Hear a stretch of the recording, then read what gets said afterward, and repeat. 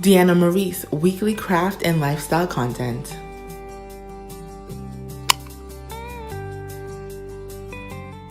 Hey guys, it's Deanna Maurice here. Thank you so much for clicking in to watch another video with me. Today I will be sharing with you all how I created this beautiful hat using Dollar Tree products, as well as how I created a SVG file on a curve and the application of the iron-on that I used to adhere the image. Now the first thing that I did was I typed my daughter's name up and I enlarged the font a bit, and then I went ahead and clicked on the warp text tool, and then I created the bend to be -48. Now I do have an image here of a floppy hat that I pulled from Google, and this is just a reference for me so that I can get the text laid out the way that I would like it to look on the end product. Go ahead and pick the font that you would like, mess around with it, change, the differences in between each letter, so on and so forth. And once you're happy with it, we can move on to the next step. Now the next step is to go ahead and type up all the names if you're creating multiples, and we're going to create 2 layers of the same thing. So basically duplicate your layer with the names. Now you're going to add a stroke onto one of your layers and change the color so that you can see the difference. What we're doing here is creating 2 different images to be uploaded to Cricut Design Space. One is going to be your background, which is thicker, and one is going to be your front image, which is going to create that layered effect that we're going for today.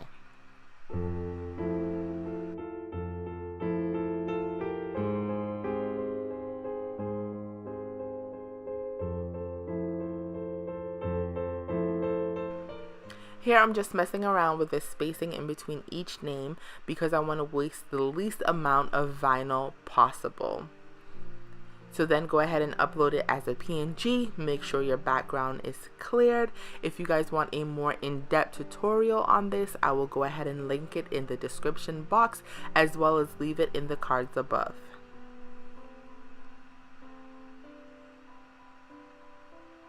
Once you upload it to Cricut Design Space, there you have it. Your SVG is completed.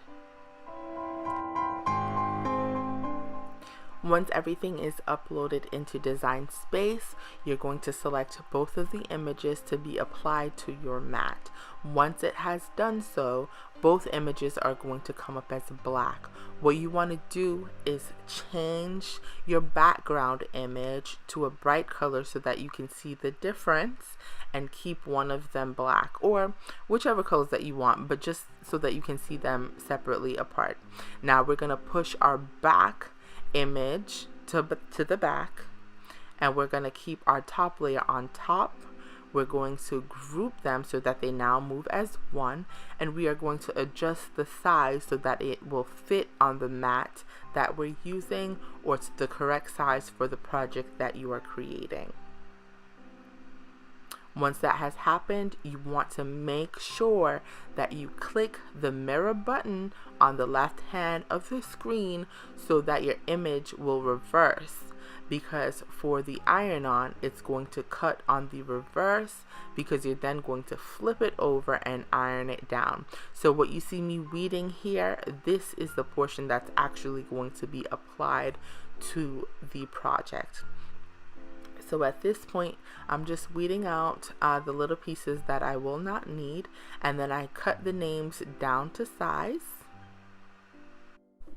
So I like to work on my projects in portions if possible. So like how these are all separate names, I cut it down to the smallest portion size that I possibly can, and then I use my weeding tool to then go ahead and pick out the pieces that I no longer need. Once I get one little corner of it up, I then use my hand to kind of gently pull it off. And this here is the Cricut foil iron off, and it glides off really nicely. It's pretty easy to work with.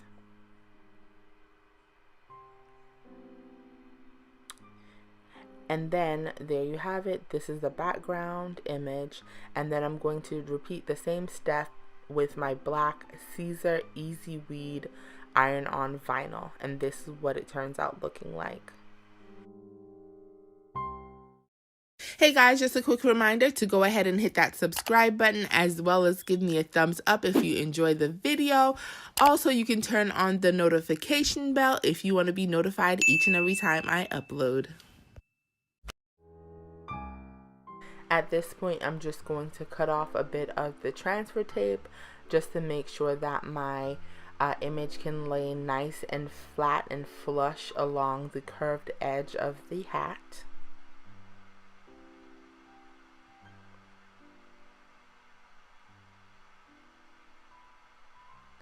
Now it's time to iron it on, and I don't have a Cricut Easy Press, so I do just use my regular iron that I have at home, and I do use some fabric on top of it just to kind of protect it initially. And this is just the ironing game here.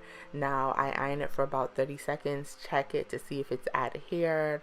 If not, I then go in and iron it a little bit more. So at this point, I just kind of went back and forth with ironing it and checking it to see. Now with these hats, because they are textured, your iron on is going to have a texture appearance to it. Now I'm going ahead and putting on my top layer, and this is, like I said before, the Caesar Easy Weed. And then I'm going to repeat the same steps. Just use my iron and press it down.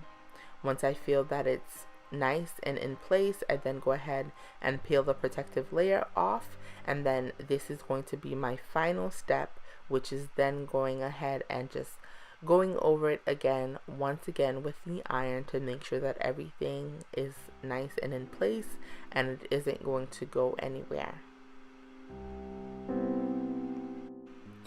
I did create these hats for my daughter's 5th birthday, and they were a hit. All of the little girls love them. And so if you're wondering why you're seeing different names all over the place, that is the reason why, because I made quite a few of them. But the process is all the same. So I really do hope that you've enjoyed my video. If you did, please go ahead and subscribe. It truly makes my day each and every time I see someone subscribe. And I just want to let you guys know to stay blessed and remember to always have good vibes.